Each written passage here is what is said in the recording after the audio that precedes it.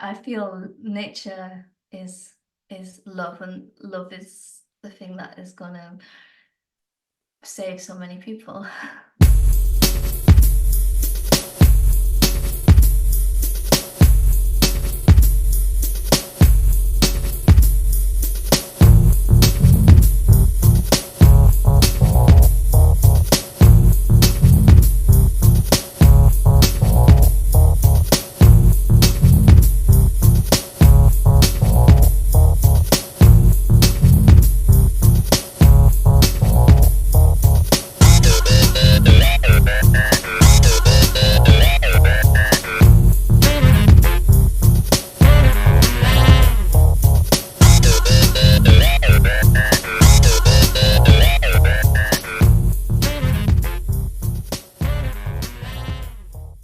Welcome to Supernormalized, the podcast where we challenge the conventional, break boundaries, and normalize the seemingly supernatural.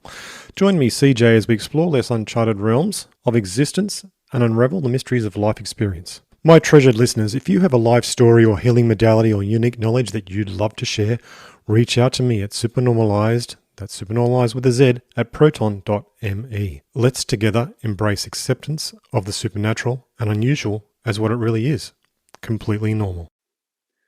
Today on Supernormalized, you'll meet Jane, the gentle yoga warrior. She embraces nature, meditation, and shamanic work to find inner peace and healing.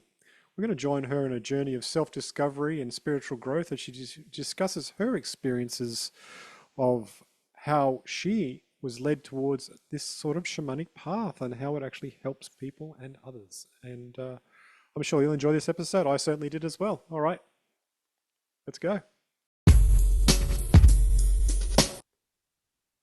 Welcome to Supernormalized. Jane, you wear many hats, and one of them is the gentle yoga warrior because of the work that you do with shamanism and with healing people. And I'm interested to know more about your process, but most of all, I want to know, how did you come to it? Welcome to the show. Oh, hi CJ, thank you for having me on the show today, and I'm really excited to have this conversation with you today.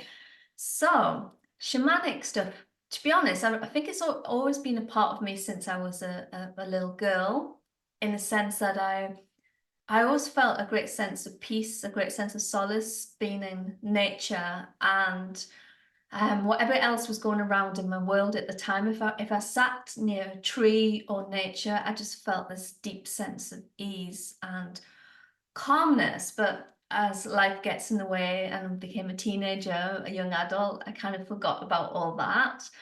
And by chance, I stumbled upon yoga teaching. I went off to India to do my yoga training, and that reminded me to kind of connect and be more in the present moment and a sense of stillness, which is the same thing I experience and many others for being around nature. And for many years, I've taught yoga, but then I went to some shamanic healing sessions in Glastonbury, and the amazing healing sessions. And I had a few, and then I really felt this really resonated with me. And then my teacher was trying to get me to do the training for many years, and for some reason I kind of sabotaged myself. I didn't want to do it for some reason. I don't know why. But Was it, oh, that's not for me? yeah, it's not for me. I'm just thinking, do I want to do this? And which is, it's quite unusual for me, because I want to do something, I just tend to do it. But for Yeah, some right. reason, and then one year I was going to do it and something kind of blocked it. But I think in hindsight, it's because all groups come together for a reason. I think I was supposed to be in this particular group. Oh, And sorry, under the great guidance of my teachers, we did all sorts of wonderful things, like sitting out with nature and connecting with it and meditating with nature. And that is where I find the greatest peace, and building that shamanic connection with the nature and being with it, and just realizing we're all energy. And I see it as a radio, like, we just, it could be a kind of, I don't know if brainwash is the right word, but kind of just to be on one frequency, and that's your lot for your Mm. life, and that's the frequency that it's easier, but it's not necessarily the best frequency. And I think what nature does is retune in a shamanic way to that connection with nature. And interestingly, because I was listening to your previous podcast with Ben and his vision quest, that was really interesting. And I think there's more than one type of shamanism, and I think that's the beauty of it. And also, all different parts of the world have different influences. A lot of the influence from the shamanism that I'm learning, what I was taught, comes from the shamanism that was from the UK as well as worldwide. But there was a fascinating chap called Dusty Miller, and there's not a lot of literature on this. He's from the Elven tribe that were here in the UK. I know, you What? couldn't make it up. I know, here in the UK, apparently, like before the Celts came, and they worked with tree spirits and nature and the deeper connection with trees and woods. And there's not a lot on paper about this guy, but he passed it down through stories and storytelling, and through different generations. And luckily he was interviewed a few years ago by a guy called Michael Kelly, who managed to get all this down in a book. If not, it kind of would be lost, I think. And Wow. but just the connection with nature just makes me feel so alive, and the energy and all that. Very cool. Yeah, yeah, yeah. Oh, wow. You gave a lot of information in that response. I'm just thinking about where I can go from there. So, okay, you were touched by the idea of shamanism because you actually had a healing. What sort of process was that healing that you went through? Right. So it was the healing uses sounds. So like these sounds that they're in everything, but at the same time they're not. Mm, And I've done energy healing before, but with this shamanic healing with the sounds, it just felt like it took it to another level. And all the blocks that were kind of in my way, we've always got blocks that we're working through, but the ones that were there at that particular time seemed to go away. And a lot of it, if you look at a fly on the wall, you would just see me like lying down whilst I received the healing. But it was sounds and seeing into kind of who I was, mm, my path, and maybe some things that I wasn't seeing myself yeah. afterwards, like to sum up. But it was amazing. It just felt like doing hours worth of meditation at once. That's the best way I can describe it. Yes. And I just want to be able to do this for other people, and hence why I did the training. And I just find it so beautiful to see it on not just like a physical level, but an energetic level of Mm. how someone is more at peace after a healing session. Yeah, for sure, for sure. It sounds like that what happened was instead of being in that really tight, narrow frequency band that you were talking about before that some people live in, I mean, we all live in sort of like a tight, narrow frequency band until we realize we don't have to live like that. And I think what happened for you there was like maybe you went into this healing session and them opening you up and taking you through some healing expanded your frequency so much you were like, oh my God, I've got some space to actually be me in a different way. Yes, that's exactly it, Cedar. That's how it felt. It was just, yeah, I could, because I think sometimes the way the world is being designed is to try and stop us from being ourselves. We're all trying to kind of please or fit into like these ways, and I don't think we're meant to actually be like that. We're meant to No, be, yeah, I I agree. think love is trying to be your authentic self as much as possible. And I think the shamanic healing for me, it was showing that love for myself, that actually, yes, I can be like me 100%, and I don't have to kind of like fit into these kind of low level frequencies which don't serve my soul in this life, because Mm, we're all special, we're all on a journey. and with many twists and turns. And I think, well, I feel rather that healing, shamanic healing, whatever healing works for people, that really helps to kind of give a boost. If it was on a video game, not that I play video games, but if it was, it would be like you know, when they used to get booster Yeah, prizes. power and yeah, Yeah, Maro, abilities. yes. Yeah. Yes. It has that effect. But when we go through stuff, parts of ourselves can either get stuck outside, part of our soul can get stuck outside the body because our spirit is just part of our soul that's come into this body in this life. And for whatever reason, just to deal with stuff, sometimes it can get stuck outside of our body. And what the shamanic work can do is bring that back. So then you feel even more whole within yourself. And also we can have emotional blocks that stop us from whatever it is we're trying to achieve or be or realize. And again, shamanic work can work on the energetics of that. Like talking therapy is great for some people and it works really well, but shamanism or shamanic energy healing works on the energetics, like the alchemy. It's like an alchemy that happens. Yeah, it's more of a To help. practical sort of work, isn't it? Because Yes. you're actually retuning. It's like, if we think of ourselves like a tuning fork, we might have a crack in ourselves. We might be at a frequency and not right. With the shamanic work, it's like you find that little piece of your soul or that piece of your authenticity that actually brings you back into whole and then brings you back into resonance with life and brings you back into being in accord with the universe and your life path, right? Yes, yeah, exactly. It does.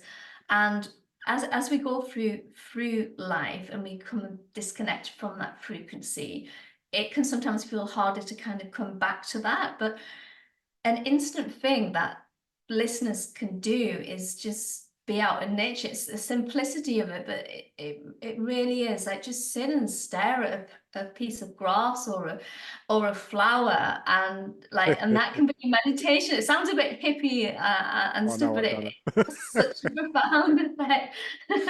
It's such a profound effect, and I see like nature and animals and flowers and plants. It's all kind of like little messages. And I used to sit with trees. Well, I do sit with trees still, but these meditations that would come to me, and the different trees would have like different energies. And this is before I did the shamanic work, and that's why it all makes sense. And like working with the cycles of the moon and things like that, it's all very powerful stuff. Right. So you actually had a lot of sensitivity to nature and its motions and the shamanic world and that desire for authenticity in the first place, which led you in this sort of way. And so I've got to ask you though, what pivotal moments that led you to discover the transformative power of nature, meditation, and shamanic work? I mean, was there something else besides the healing that you went through, or did you have any like wild experiences, just sitting down and talking to a tree and it talking back?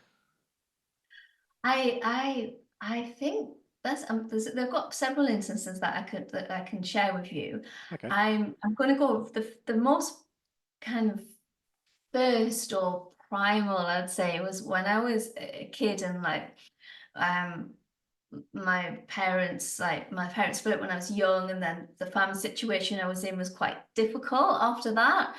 And I just remember like going into the garden and just sitting. It was a nice sunny day, which is quite unusual for the UK, but on this particular day it was nice and sunny. And I just remember going sitting underneath this tree and just sitting with the tree and just looking at the nature. And from the lens of a little girl, I just felt, oh, I felt like a hug around me. So that was kind of the most Mm. basic first experience. And then I've always found it wonderful just to disappear into nature. You know, when it rains, people don't go walking. I love going walking in the rain because, again, you get the element of water and renewal and just kind of being out in the rain. So I'll just put my waterproof on and go for a walk in the rain because not many people about, and you see so much nature then. Mm. But during the shamanic work, one of the things we did was we sat out. You sit out all night with nature, and I just saw this. I saw my power animal, and I thought I was going, CJ, I thought I was going mad at first. because I was sat underneath this tree and I could see like this animal that wasn't like native to like the UK, and it obviously wasn't there, but it was, and I was looking at it for an hour, and I thought, if this isn't a way of letting me know that this is right, that I'm kind of on the path and this is real, and there's things beyond a kind of comprehension, in a sense that it was quite a very mystical moment. And I just remember looking at this animal and just like, okay, right, I'm not gonna doubt this anymore. Not that I doubt it, but you know, sometimes you think. Yeah. Look, I know I've been on this path for a while, and sometimes you think, "Oh my God, am I crazy?" Because another spirit's talking to me, and things are happening, and that. But you step back from that after a while and go, "Look, you've got to give up on actually saying that stuff to yourself, because that's just the colonialism of the mind that's come from our culture." So, stepping back from that, you can realize, wait a minute, everything is nature. Everything is a part of that experience, and it's like we live in a manifest world of God and Goddess simultaneously, and it's a matter of walking in that and realizing that we're all connected to it. Yeah, it is. I like that. And it's about being your authentic self, and like and walking with it. Yes, Mm. absolutely. Because we have kind of had our minds made to be, or they're trying to make it so that we've forgotten this deep connection with nature. And I just think like I live in the country most of the time, but I am in the city sometimes. But I've learned to find the nature in that as well, because Yes. cities can make you feel disconnected from nature. But there's actually, if you look at it from a different lens, there's so much nature and ways to heal. And I just think in a world where we're bombarded with text messages 24/7, like Mm. obviously technology is allowing us to speak today, so I'm not opposed to technology, but equally I find it is just disconnecting us from nature. And I think that is the shamanic kind of link to helping so many people, Mm. Mm. to kind of get back to themselves. And when whatever crazy stuff's going on in the world, which happens, it's happening all the time, and Continuously. absolutely all these like new rules, and just I think the nature is like the remembrance for me. Yeah, for sure, for sure. That makes a lot of sense. Yeah, yeah. Yeah, I was thinking then, okay, so what way do you advocate for a deeper connection with the nature as a source of healing, peace, and love in one's life? I mean, how do you help people to find their way back? Great question. Obviously, it depends on the situation, but I try, and because really it's not me that's doing the healing. I'm just kind of like a vessel to kind of help. Yeah, guide. Yeah, to help guide guide others. But it can, from like an everyday life, I would encourage them to kind of be out in nature outside of the healing session, because the healing session is going to be the booster, and then they, not booster as in, but booster as in like energy booster. And then if they don't connect with that, then it's going to kind of, they might end up back to how they were before the healing session.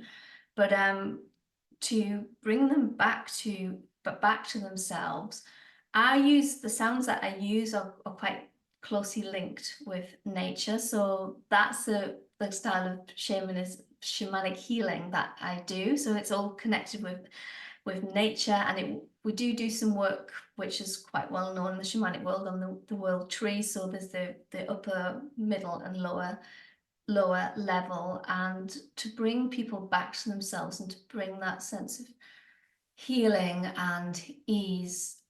A lot of it is getting them to lie down and breathe, because air is an element that is so often not appreciated. As children, we naturally breathe in a Mm. way that is very full, and then as adults we can disconnect from that. It can be emotional, it can just be like habits. I remember my great uncle saying that he used to breathe really deeply, when he was told as an adult to stop breathing from the diaphragm and to actually just breathe into the upper chest, which is that feels crazy to me to tell someone to do that. But anyway, but going back to how I work with clients, I would find out what it is they would need to work with, and then bring them back to themselves through sound.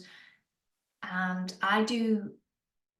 as I see them, I do see them as like planets. I can't explain it, but whenever I work with people, for some reason, I see them as planets, and that planet kind of gives me an insight into kind of what they need. Is that But is that a intuitive thing? it's an intuitive thing, because because part of the thing is we do seeing session where I can sit opposite someone, and then I just see into like their being. And my way of doing it, and I thought I'm not going to fight it, is I see them as planets. I can't name what the planets are, but it's just kind of what's on the surface, Okay. and what I see. So when I talk about nature, it's not just like the plants, it's kind of like the rocks and stuff like that. So yeah, so that's quite interesting. I thought I'm not going to fight it anymore. That's just the way it is. The Yeah, way it that's is. cool. That's cool and very Yeah, unique. I've never heard of that. That's very cool. I know. I just thought, okay, so this is the way it is, and so I get the client to lie down, and we do the sounds and the energy work, and I quite often can close it off by bringing like tree energy in, just to kind of ground them and be in the present moment. And then I would suggest to them to walk out in nature, but anyone can do that. Just sit and be with it and appreciate it and find the love, because nature loves us so much. Like, we're not always the best guests in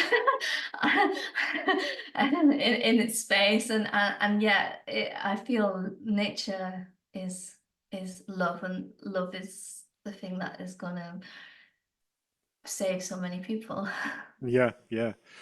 So it sounds like you advocate for the reconnection to nature, so it actually grounds everyone into their sense of authentic being. Yes, Mm. absolutely.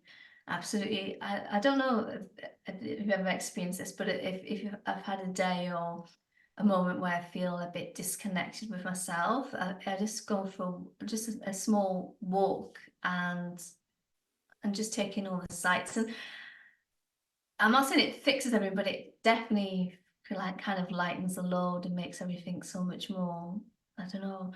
And I never feel like bored of being around nature, and that's why I always see a sense of wonderment, a sense of fascination. And I feel the same when I'm doing shamanic energy healing sessions. Like, I try and go into each one with as neutral as I can be. So I prepare before that by sitting, meditating, doing my energy meditations with nature, and I feel that that helps to kind of bring that into the session with I call them my guests, but my clients. Well, yeah, I find that interesting that you've mentioned that you're sort of bringing them into the nature to help with that grounding. But I even see in your room there behind you, you've got some live plants there that actually help you probably connect even here. Yes, absolutely. And this one, it just keeps getting bigger and bigger, but it's so happy. It almost feels like it's kind of joining in on the session today. So when you work in a session with people, do you actually have a lot of plants in the room as well? I mean, that would make a lot of sense. Um, there is a few in the room. It depends which room I'm doing it in. Just because if my partner's using one room, then I kind of, yeah. But when I do it in Glastonbury, there's a lot of like nature outside. Like, there's literally green surrounding the room. So yes, the nature would be coming into that. And there's a well just outside a really old well just outside the door. So it kind of, I feel like the water energy comes in as well. Oh, wow, But cool. before I do the sessions, I draw some energy from like a special place into my being. So then that helps to ground me. I hope that answers your question. It does, yeah. So what insights can you share about overcoming personal struggles through yoga, meditation, and energy healing practices? Yeah, so the insights I would love to share with your listeners today is for overcoming um, problems, blocks, etc. I I'll tell you a little bit about my backstory, then I'll help to relate it to the listeners. But basically, I used to think that I was useless. I went to school in a time where dyslexia wasn't so well known or noticed, and I'm not saying this from a victim point of view, but more it just wasn't. And I thought I was stupid and useless, and that I didn't have anything going for me and all this kind of stuff. And then I moved out of where I was living and I moved to a different area, and I discovered like this yoga book, and I just started practicing it. And I don't know, it was just like someone had lit like dynamite or something. It kind of blew away my doubts, and I started doing the yoga practice and the meditation, and then I started doing my creative work, and it all kind of linked. So if you're a listener, dear listeners, and you're feeling like, oh, how can like yoga and meditation help me beyond like all the stuff that you will find online, and there's a lot of good stuff out there. I feel that what yoga does is it gets you to be in the body more and in the moment in a way that, for me, I find I do other forms of exercise as well, but I feel that yoga, because of its like origins and the different postures, the different yoga postures and things like that, it really helps you to kind of work through blocks, because and it's not seeing it from a kind of Western, not lens of, oh, I have to do the posture the best possible way. Like someone can be coming into class and maybe doing like an Instagram worthy, I say it's like a bit of just posture, but if they're kind of disconnected from the breath, and it's like trying to run a car without any oil in it. It's Yeah, kind of not going to get the full thing. But I think it's a really good way for people to kind of be, and a good way to get into a meditation. But you can make the yoga practice a moving meditation, like even if you're doing it, even if you're doing it like a slow form, like yin yoga, or a more faster vinyasa thing. It's the breath, the connection, and the movement, and just getting into all these different yoga postures and being in them. They will just transform your life in ways that you couldn't think possible.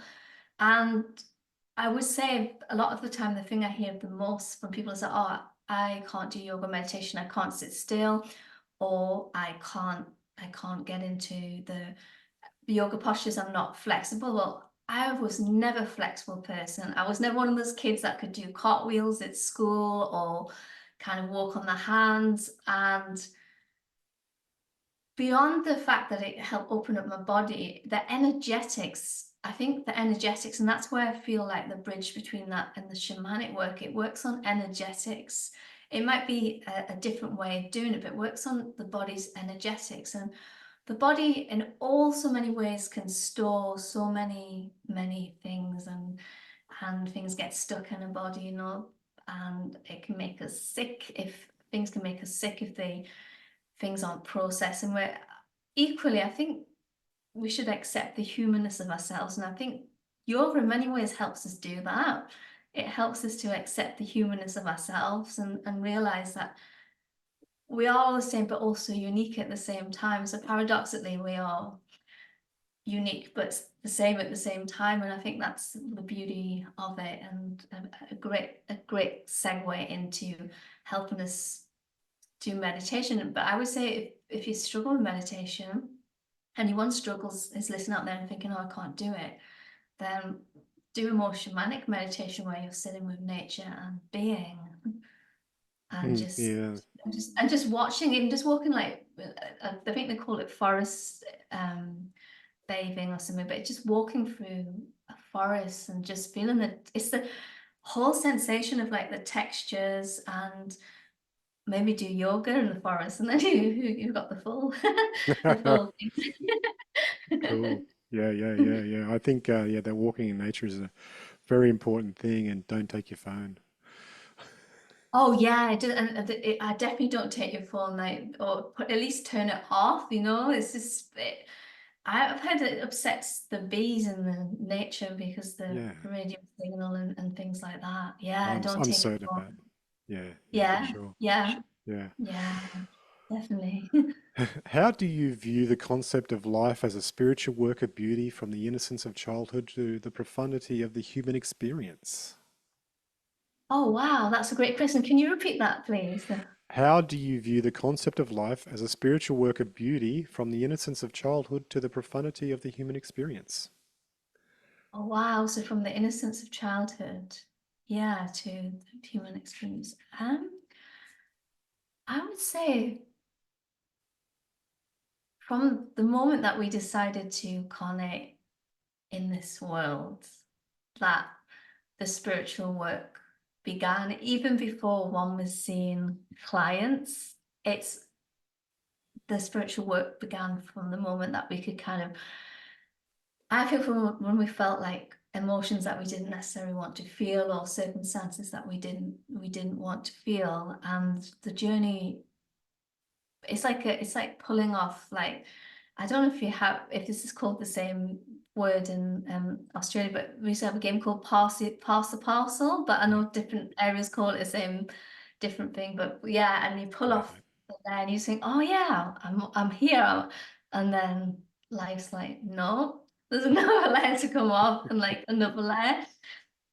But at the same time, the beauty is the fun of discovering those different layers, and then and realizing that is the journey, isn't it? Isn't to get to the parcel straight away, because then if you just had the parcel unwrapped, you kind of wouldn't learn anything. So by by having to kind of wait and discover and see it through a sense of wonderment, life, the spiritual, a spiritual journey, I think that's kind of how I see that, between that and the human experience as we get older. I hope that answered your question. it did. Brilliant. So, what motivates you to continue your journey in shamanic training, and how do you integrate this knowledge with your work as a healer and teacher? Yeah, I want to go deeper, to be honest, CJ. I think I hit a milestone birthday last year, and that's fine.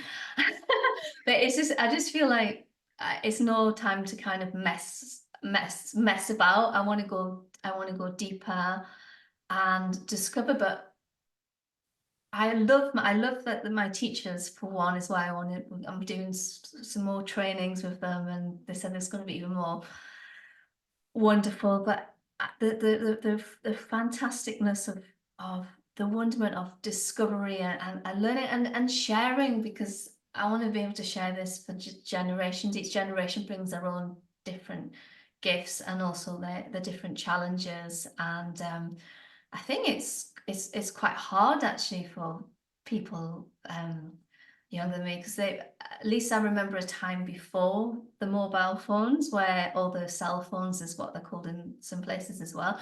I Mm, remember a time before that, whereas some generations don't, and that was inspires me to continue to go a bit further into this work. I heard this beautiful poem on Instagram, which I do go on a couple of times a week, because I kind of, I'm still connected with the world as well. But equally, I'm quite happy to leave my phone away for days. Sometimes at weekends I forget to turn it back on. But to go back to the point and your question, this, and she was very young, I'd say like maybe 1920s, and it was beautiful. She said this beautiful poem about phones, and how, like, she realized that her parents were actually right about the phones, and how how many hours she had been distracted from kind of everyday life on this phone. And she said, but the way she said it, she sounded like she was really awake. And I said, something must have inspired her to kind of see that. So if I can, through my work, inspire not just younger people, but people of all different generations to see beyond the veneer or the kind of facade of what this world is, and that's what inspires me to keep going, because I just love to help other people. And also, every time I heal someone, I'm also healed as well. So they receive healing, but I do as well at the same time. Cool. Yeah, yeah, yeah. Yeah, and then I can pass it on to someone else. Very nice, very nice. That's great. Okay, so how do you navigate the balance between offering your wisdom and guidance to others while remaining open to conscious learning and personal evolution? So getting the balance between like helping others and also Yeah, yeah. consciousness of evolution. You're looking after yourself within all this as well. Is sort of like an Yeah, easy way because to say that that. no, I totally relate, because it was about 10 years ago. I was like teaching a lot of yoga classes, and I actually used to feel like kind of burnt out. And then I kind of started to feel a bit resentful about going to teach them, because I was kind of not, I was kind of running on empty rather than like the wholeness. I think, or I rather feel, how to get that balance is to really continue doing the work on myself when it's not from a lens, oh, I'm broken, I need fixing, because I think we can try and strive for perfection. And I think if we were supposed to be perfect, then we wouldn't have been born.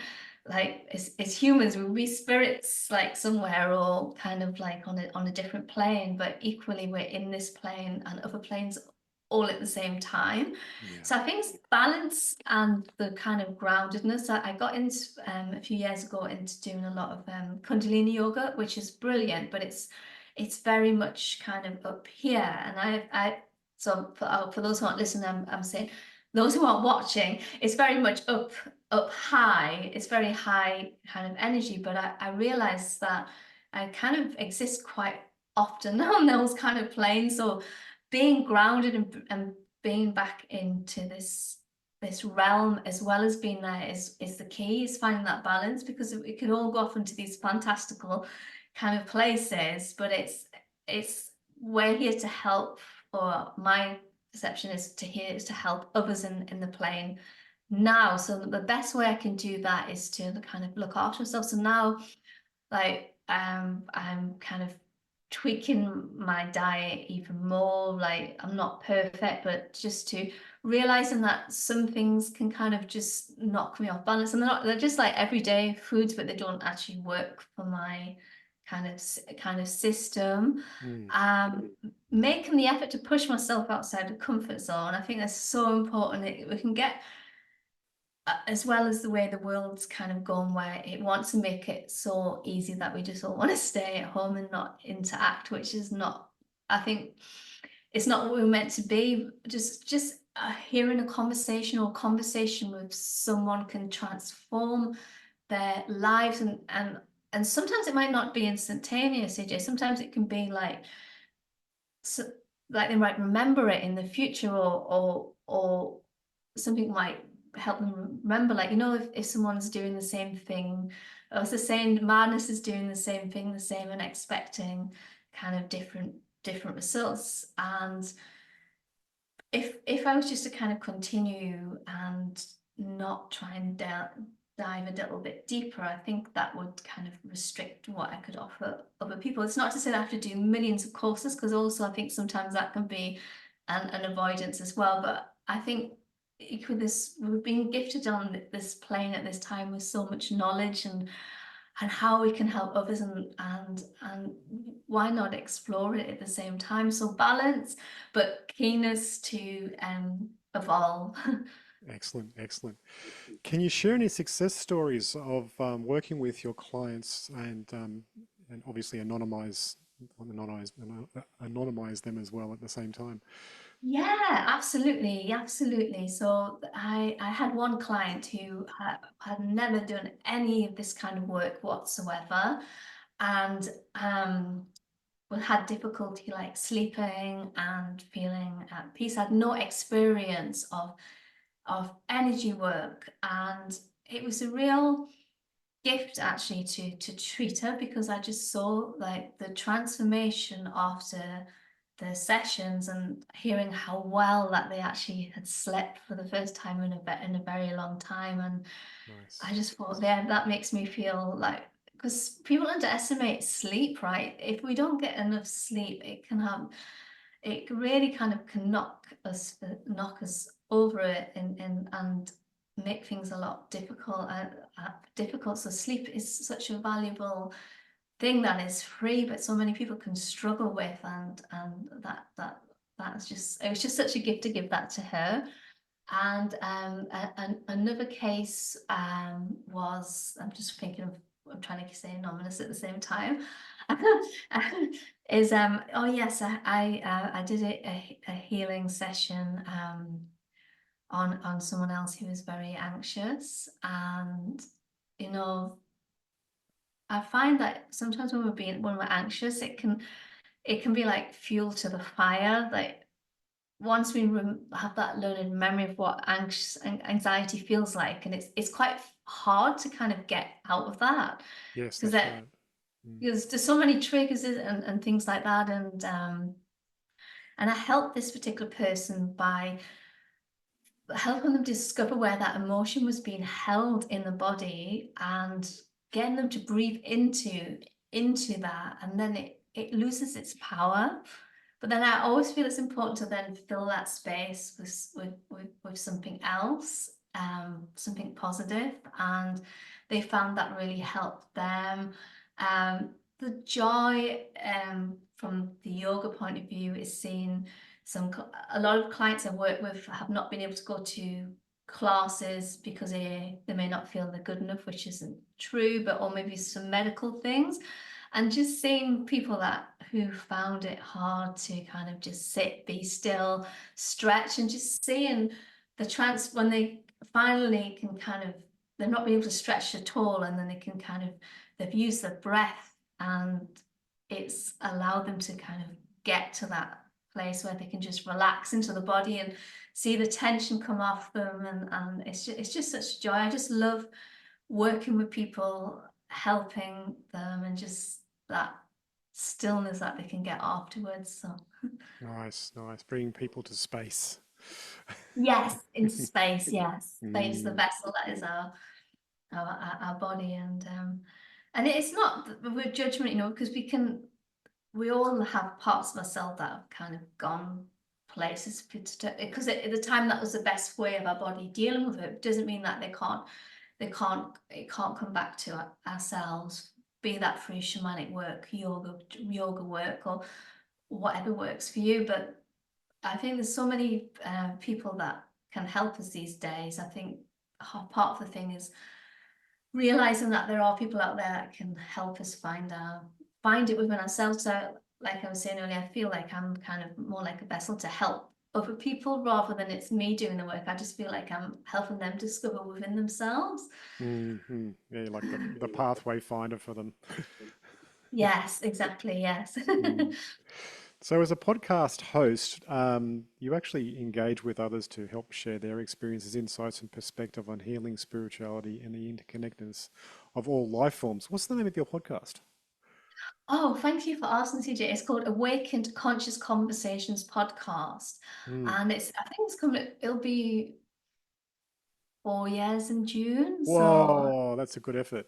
yeah, I know had some different changes in it, but yes, 4 years in June. So, and it's always a pleasure to speak with another fellow podcaster, because it can be quite a solo thing. Like we get to speak to guests, but it's nice to connect with a podcast host. Yeah, for sure, for sure. So, okay, how has that podcast changed you? Do you know what? It's such a gift to do and to speak to people, especially being the type of person, I'm quite an introvert, so it kind of really pushed me outside my comfort zone to do that and to speak to people. But I think I've learned stuff of every single guest in all different ways, where they've either gone through some dark night of their soul, and just seeing how they've used like what could be from a crisis, a problem, and how they've transformed it into something positive, and how they've changed it around. And every single guest I learn something from, and it's just so helpful. And I always finish it off with a meditation as well. Nice. And the people from around the world, I get to like speak to people in countries which I've not been to yet, or may have been to, but not that part. I just think that is the beauty. That is the beauty of this technology, that I can share this with so many people, and the people are just lovely. Like, I've always enjoyed speaking to every single person that I've had on the show. Yeah, I know exactly what you mean. I'm going through that too. I really enjoyed your show. Was it Tynan who did about the stories, and how storytelling, and how it's good to have that information Yeah, like from Tynan. families. Yeah, Yeah, that was that was great. really interesting. And it's such a different perspective on life, right? Like your life is a Yeah, story and you're actually searching for meaning. And he goes into the storytelling part of it. That was really cool. yeah, it was, and I just think, yeah, it's important to get this information as well, isn't it, from relatives, because once once it's gone, it's kind of like lost. So to be to share, there's wisdom, isn't there, in stories from other people in our family, I think. Yeah, yeah. I think we all have a story to share for sure. Definitely, definitely, Yeah. absolutely. So is there any question that you think I should have asked that I didn't ask? Because sometimes you can have questions that pop up in your mind that you think, oh, I'd like to talk about that, but maybe I didn't ask it. Yeah, that's a great question, and I guess the only question I can think of is how I feel that how listeners can build a better world, and what ways, and Yeah. Okay. yeah. Want to share that? So yeah, absolutely. Absolutely. Thanks, CJ. Absolutely. So I feel like, it's like this is quite, I guess, trendy to say of like we need to save the world, and stuff like that. And I do think it's been become a bit of agenda, like to kind of, and not in a good way, by forces that will be able, this is a different conversation, but I just feel like there's a bit of an agenda out there. But I think for a listener or anyone to kind of build um, a better world, I think each day just remember something that you are grateful for. The simplicity in that, but like just to say thank you, just for just one thing. Like, I can say thank you for hearing the bird song, or for thank you for nature, for growing this beautiful plant behind me, and thank you for the seas, for not kind of getting angry, even though like when I was on holiday recently, beautiful deserted beach, but then if I looked a bit closer, there was tiny bits of plastic, and I just thought, no, I'm going to pick them out of the water, just for the sake of like the wildlife. But that, I think, yeah, for listeners, they can, for your dear listeners, if they can just think of one thing they're grateful for, because just those tiny little tweaks can kind of help build the world into a better place. And it's just the simplicity of that. Brilliant, brilliant. We're coming towards the end of the podcast now, so I wanted to ask you, can you please share how people can find you and work with you? Absolutely, absolutely. So I've got everything on one website, and it's called shamanichealings.earth. Shamanichealings.earth. And you'll find how you can have shamanic healing sessions, long distance energy healing sessions, yoga sessions, and also my podcast. But my podcast is on all platforms as well. So that's the Conscious Conversations podcast. But if any of your listeners got any questions or anything like that, then they can reach out to me from by that, and I'll do my best to help and answer them. Brilliant, brilliant. Thank you, Jane. That was an excellent conversation, and I've enjoyed everything that you've shared, and I appreciate your time. Thank you, CJ. I really enjoyed being on your show, and it's just such an honor to be on such an amazing show. So thank you so much. Thank you. All right. I'll just say goodbye to the listeners.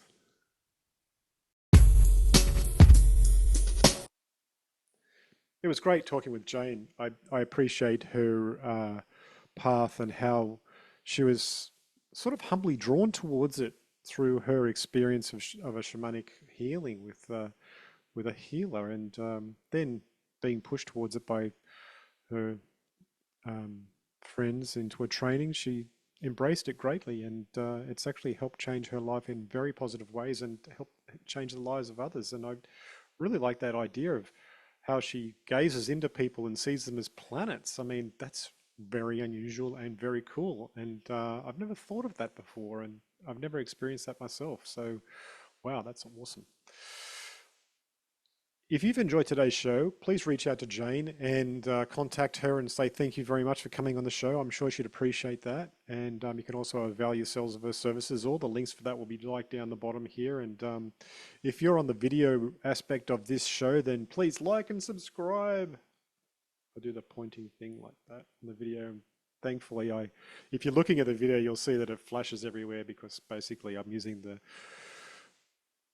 not a very good automatic green screen there, but see, I actually fade out a little bit. It's a bit weird. But anyway, thank you for listening. If you think somebody would enjoy this show, please share to them. And please listen to the next episode. And until then, bye for now.